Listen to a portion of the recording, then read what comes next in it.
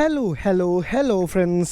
This is me Wade. അപ്പോൾ എല്ലാവർക്കും എൻ്റെ ഒരു പുതിയ വീഡിയോയിലേക്ക് സ്വാഗതം. ഇത് നമ്മുടെ കയ്യിലുള്ളത് ഹാർലിയുടെ ദ ഓൾ ന്യൂ X440 ആണ്. ഇതാണ് ഇതിൻ്റെ ബേസ് മോഡൽ.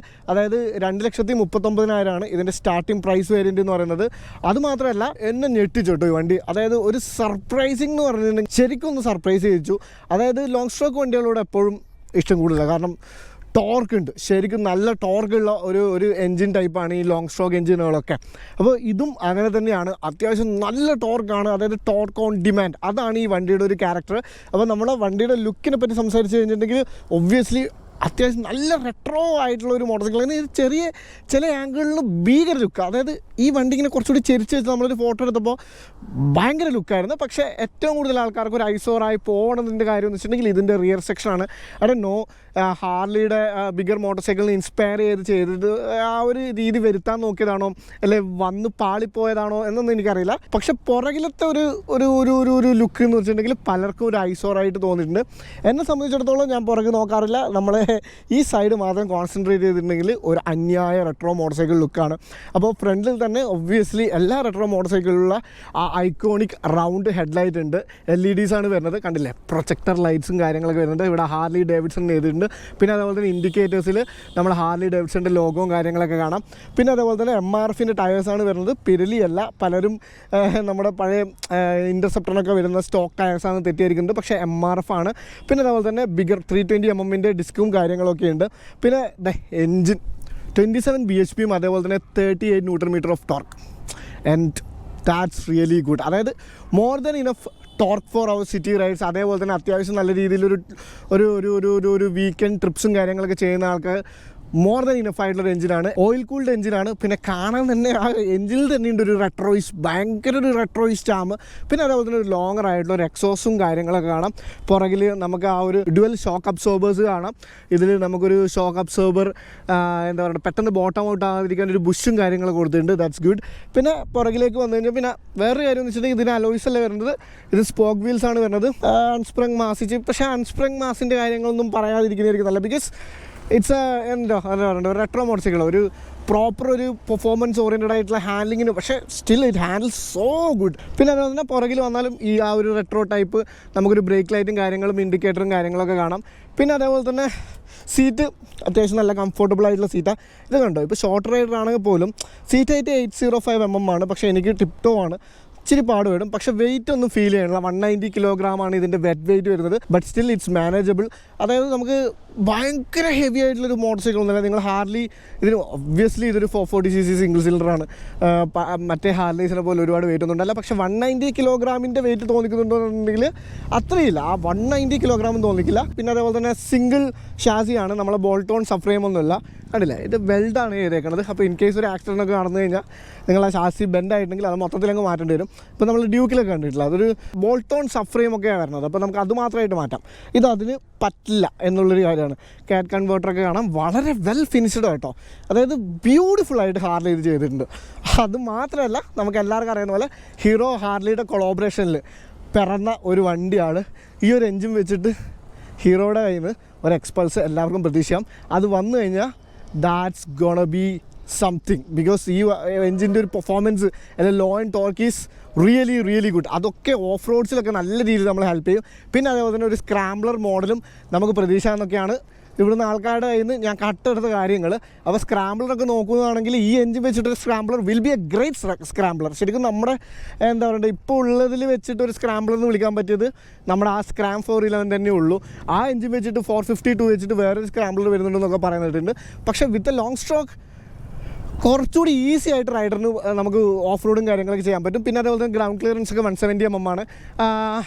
നമുക്ക് കയറി ഓടിക്കാം. ഇവിടെ എനിക്ക് തോന്നുന്നു കുറച്ച് അപ്പാപ്പന്മാരൊക്കെ വണ്ടിയിലൊക്കെ കയറിയിരിക്കണു, വണ്ടിയുടെ ഫോട്ടോ എടുക്കണു.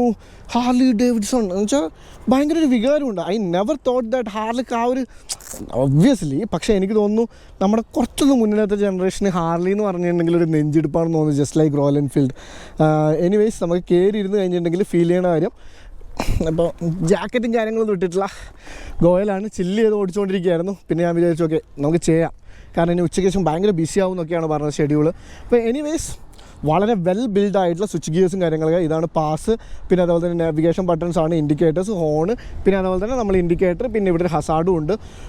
കുറച്ച് വെച്ചാൽ ഒരുപാട് വൈഡൊന്നുമില്ല.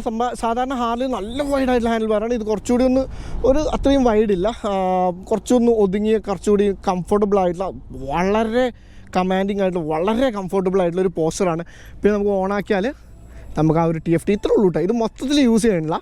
ഇതാണ് ഇതിന് TFTയും കാര്യങ്ങളൊക്കെ വരുന്നത്. പക്ഷേ എന്താ പറയണ്ടത്, വെൽ മെയ്ഡാണ്. ഇവിടെയാണ് നമുക്കൊരു ടാക്കോമീറ്റർ കാണാം, 0 to 8000 RPM കാണാം. ഇവിടെയാണ് നമ്മൾ ഗിയർ പൊസിഷൻ ഇൻഡിക്കേറ്റർ. ഈ ഗിയർ പൊസിഷൻ ഇൻഡിക്കേറ്ററിന് ഗിയറിന് ചിഹ്നമൊക്കെ കൊടുത്ത് കാണാൻ നല്ല രസമുണ്ട്. Speedometer, odometer. ഇനിയിപ്പോൾ നമുക്കിത് മാറ്റണമെന്നുണ്ടെങ്കിൽ ഓക്കെ കൊടുക്കുക. അപ്പോൾ നമുക്ക് ട്രിപ്പ് 1 അതിൻ്റെ ടൈം മേലോട്ടാക്കി കഴിഞ്ഞാൽ ഓക്കെ നോക്കിയിട്ട് മേലോട്ടാക്കണ്ടോ, average speed, average fuel, trip അത് കിട്ടും. ഇനിയിപ്പോൾ താഴോട്ടാക്കിയിട്ട് ഇനി ബാക്ക് വരിക, ബീൻ്റെ കിട്ടും, അതായത് ട്രിപ്പ് B. അങ്ങനെ പുറകിലത്തെ സാധനമുണ്ട്, അങ്ങനത്തെ സാധനങ്ങളൊക്കെയാണ്. ഇവിടെയാണ് ഫ്യൂൽ ഇൻഡിക്കേറ്റർ, ഇവിടെയാണ് നമ്മളെ സൈഡ് സ്റ്റാൻഡ് വാർണിംഗ്, കട്ട് ഓഫും ഉണ്ട്, എൻജിൻ എന്താ പറയുക വാർണിംഗ് ലൈറ്റ്, ABSൻ്റെ, പിന്നെ ഇത് ഇൻഡിക്കേറ്റേഴ്സിൻ്റെ. ഇവിടുത്തെ ഒരു റെക്റ്റാങ്കിൾ സാധനം റെക്റ്റാങ്കിൾ ആയിട്ട് തന്നെ കാണും. അതാണ് അതിൻ്റെ ഒരു കാര്യം. നമുക്കിതിൻ്റെ എക്സോസ്റ്റ് നോട്ടും കൂടി കേട്ടോക്കാം. മിറേഴ്സൊക്കെ നല്ല രീതിയിൽ വിസിബിലിറ്റി വരുന്ന മിറേഴ്സ് കേട്ടോ. എനിവേസ്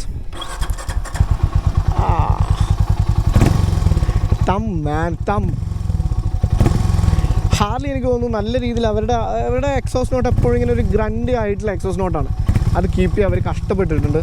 കാരണം അവരുടെ സൈറ്റിലൊക്കെ എടുത്തു പറയുന്നുണ്ട് വിത്ത് എന്താ പറയുക ഗ്രംബി എക്സോസ്റ്റ് നോട്ട്, അല്ല ഐക്കോണിക് എക്സോസ്റ്റ് നോട്ട് എന്ന് എടുത്തു പറയുന്നുണ്ട്. Really good. Like not a fan of Harleys, പക്ഷേ single this is good, this is a great beginning. അതായത് നമ്മളെ പോലെയുള്ള ന്യൂ ജനറേഷൻ നല്ലൊരു സ്റ്റെപ്പാണ് ഈ ഒരു വണ്ടി എന്ന് പറയുന്നത്. എനിവേസ് നമുക്ക് ബാക്കി ഓടിച്ചുകൊണ്ട് സംസാരിക്കാം. ആക്ച്വലി ഈ IBW നടക്കുന്നതുകൊണ്ട് റോഡിൽ മൊത്തം വണ്ടികളാണ്, മൊത്തം ബൈക്കേഴ്സാണ്, ഭയങ്കര കൺഫ്യൂസിങ്ങുമാണ്. അതായത് പെട്ടെന്ന് ആൾക്കാർ കൂടിയ പോലെയാണ് ഗോവയിൽ. ഗോവ ഇത്ര ബിസിയാണെന്ന് വെച്ചാൽ യെസ് ബിസിയാണ്, കണ്ടില്ലേ എല്ലാവരും സ്കൂട്ടർ റെൻ്റ് ചെയ്ത് ചില്ല് ചെയ്ത് നടക്കുവാണ് ഇവിടെ. ശരിക്കും പറഞ്ഞാൽ ചെറിയൊരു കേരളം പോലെയാണ്. Kerala with a lot of freedom, അല്ലെങ്കിൽ കേരളം ഒരു ടോട്ടൽ ഒരു ടൂറിസ്റ്റ് സ്പോട്ടാക്കി എങ്ങനെയുണ്ടോ അതേപോലെയാണ്. ഒരുപാട് ടൂറിസ്റ്റ് സ്പോട്ടില്ല. അപ്പം നമ്മളിപ്പോൾ ഗോവനെ പറ്റി പറയാനുള്ള വണ്ടീനെ പറ്റി പറയാം. ഒബ്വിയസ്ലി ഞാൻ പറയില്ലേ, ഇതാണ് വണ്ടി ക്യാരക്ടർ. കൈ കൊടുക്കാൻ പറ്റില്ല, അതാണ് ഇവിടുത്തെ പ്രശ്നം. കാരണം ഇവിടുത്തെ ടൂറിസ്റ്റുകൾക്ക് എത്ര ആൾക്കാർക്ക് ബോധമുണ്ടെന്ന് നമുക്ക് പറയാൻ പറ്റില്ല. But torque is there. നിങ്ങൾ ഓവർടേക്സ് ആയാലും എന്തിനായാലും torque is always there. And third gear ആണ് ദ ഫൺ ഗിയർ. ആ തേർഡ് ഗിയർ ഇട്ടിട്ട് അത്യാവശ്യം നമുക്ക് ചെറിയ സ്പീഡിലൊക്കെ പോകാം. നമുക്ക് മറ്റേ ഓട്ടോമാറ്റിക് വണ്ടി ഓടിക്കുന്ന പോലെ ഓടിക്കാം. നോക്കിങ്ങോ കാര്യങ്ങളോ ഇല്ല. ആൻഡ് നമ്മൾ കൈ കൊടുക്കുമ്പോൾ ആ ടോർക്ക് ഈസ് ഓൺ ഡിമാൻഡായിട്ട് വരും. കണ്ടില്ലേ ഇത് റോയൽ എൻഫീൽഡ് ഷോറൂം കൊടുക്കും. Look at this man, look at the motor cycles. നിങ്ങൾ IBW ഒരു തവണയെങ്കിലും കാണാൻ വരണം കേട്ടോ. This is insane. എന്തോരം ടൈപ്പ് മോട്ടോർ സൈക്കിൾ അറിയോ. അതുമാത്രമല്ല 3 കസ്റ്റം ബിൽഡ് ഹാർലീസ് ഇന്ന് എക്സിബിറ്റ് ചെയ്യുമെന്ന് പറഞ്ഞിട്ടുണ്ട്. അത് നമുക്ക് എന്തായാലും പോയി കാണാം. കണ്ടില്ലേ this is crazy man.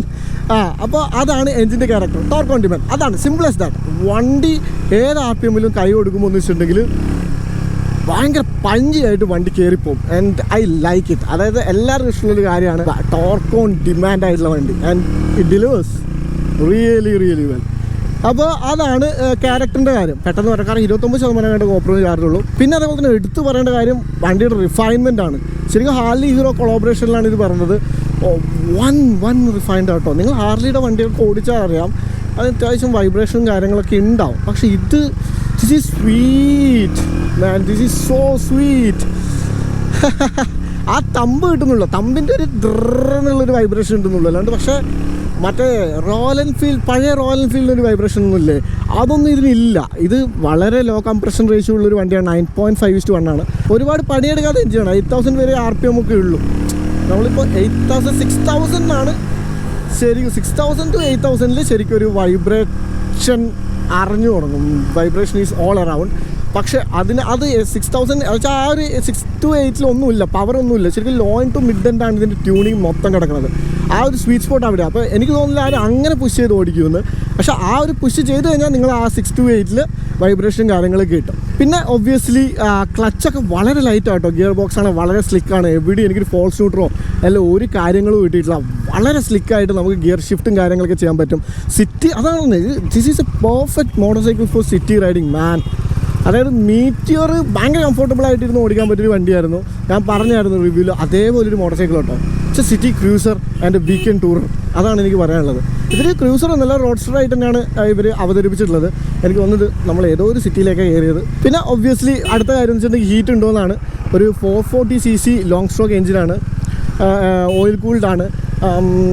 Kind of അതായത് ഒരു വാം ഫീലും കാര്യം എനിക്ക് തോന്നുന്നു. ഈ ഞാൻ ഇട്ടേക്കണമെന്ന് വെച്ചിട്ടുണ്ടെങ്കിൽ ഒരു ഫങ്കി ആയിട്ടുള്ളൊരു ഇതാണ്, അതിൻ്റെ കുറച്ച് പൊങ്ങി കിടക്കുന്നുണ്ട്. അപ്പോൾ ആ ആംഗിളുടെ മേലെ ചെറിയ രീതിയിൽ ഹീറ്റും കാര്യങ്ങളൊക്കെ അടിക്കുന്നുണ്ട്, അറിയാമെന്നുള്ള രീതിയിൽ ഹീറ്റ് അടിക്കുന്നുണ്ട്. അത് അത്യാവശ്യം കുറച്ച് ഓടിച്ചപ്പോൾ തന്നെ ചെറിയൊരു ഹീറ്റ് തോന്നുന്നുണ്ട്. എനിക്ക് തോന്നുന്നു റൈഡിങ് പാൻസൊക്കെ ഇട്ട് ഓടിക്കുന്ന ഒരാളാണെങ്കിൽ അത് ഫീൽ ചെയ്യില്ല എന്നായിരിക്കും. ഇതിപ്പോൾ ഞാൻ ഇത് കുറച്ച് പൊന്തി കണ്ടില്ല, എൻ്റെ ആംഗിൾ ഭയങ്കര എക്സ്പോസ്ഡാണ്, അതുകൊണ്ടായിരിക്കാം. പിന്നെ ഒബ്വിയസ്ലി ബ്രേക്സ് ആണ്, ഭയങ്കര പ്രോഗ്രസീവ് ആയിട്ടുള്ള ബ്രേക്കാണ്. പുറകാണ് എനിക്ക് തീരെ ഇഷ്ടപ്പെട്ടില്ല. പക്ഷേ ഫ്രണ്ട് വീണ്ടും ഭയങ്കര പ്രോഗ്രസീവ് ആയിട്ടുള്ള ബ്രേക്സ് ആണ്. ഒരു ബിഗിനർ ഫ്രണ്ട്ലി ആയിട്ടുള്ള പതിയെ പോയി നിൽക്കുന്ന ഒരു ബ്രേക്കാണ്. It's good for this motorcycle. ഈ മോട്ടോർ സൈക്കിൾ വെച്ചിട്ട് അത്രയും പെർഫോമൻസ് ഓറിയൻറ്റഡ് ആയിട്ടുള്ള ഭയങ്കര ബൈറ്റ് വേണ്ട ബ്രേക്കൊന്നും ഞാൻ എക്സ്പെക്റ്റ് ചെയ്യാൻ പാടില്ല. കാരണം അങ്ങനെയുള്ളൊരു മോട്ടോർ സൈക്കിളല്ല, അങ്ങനെ ആരും പുഷ് ചെയ്ത് ഓടിക്കില്ല ഈ വണ്ടി. ഇപ്പോൾ അതാണ് ഇപ്പം നമ്മളിപ്പോൾ പണ്ട് ബുള്ളറ്റ് എടുത്തിട്ട് വണ്ടിയുടെ എഞ്ചിൻ പണി വരുന്നു, അല്ലെങ്കിൽ വണ്ടി ആൾക്കാർ വീഴണു, ബ്രേക്കില്ല എന്നൊക്കെ പറയുന്ന റീസൺ വെച്ചിട്ടുണ്ടെങ്കിൽ അത്രയും പൊളിച്ച് ഓടിക്കാനാണെങ്കിൽ നിങ്ങൾ ആ വണ്ടി എടുക്കരുത്.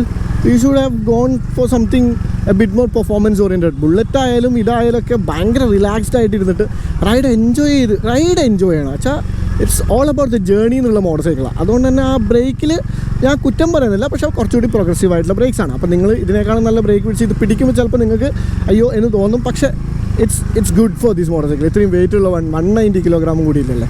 പിന്നെ ടയേഴ്സാണ്. Tyres is average.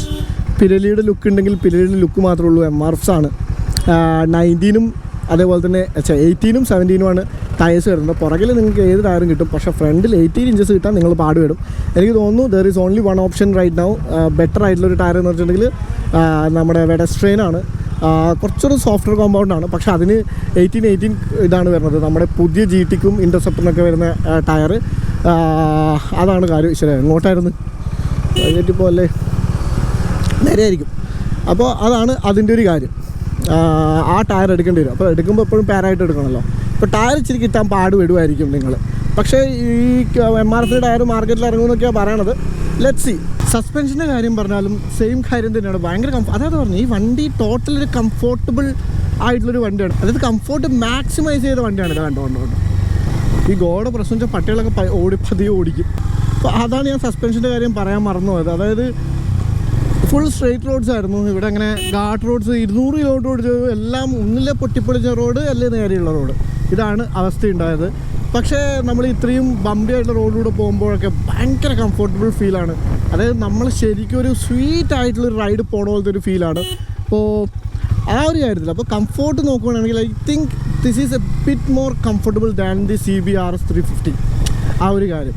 അപ്പോൾ അതൊക്കെ തന്നെയാണ് കാര്യങ്ങൾ. അപ്പോൾ നിങ്ങൾക്ക് ഈ വണ്ടി വേണമെന്നുണ്ടെങ്കിൽ എന്തായാലും പോയി ടെസ്റ്റ് റൈഡ് ചെയ്ത് നോക്കുക. അതായത് I really recommend this motorcycle. Do test ride this one. അപ്പോൾ അതൊക്കെ തന്നെയുള്ളൂ. And this is me weight saying. വീണ്ടും കാണാൻ ഒന്നിക്കാം. Till then bye by.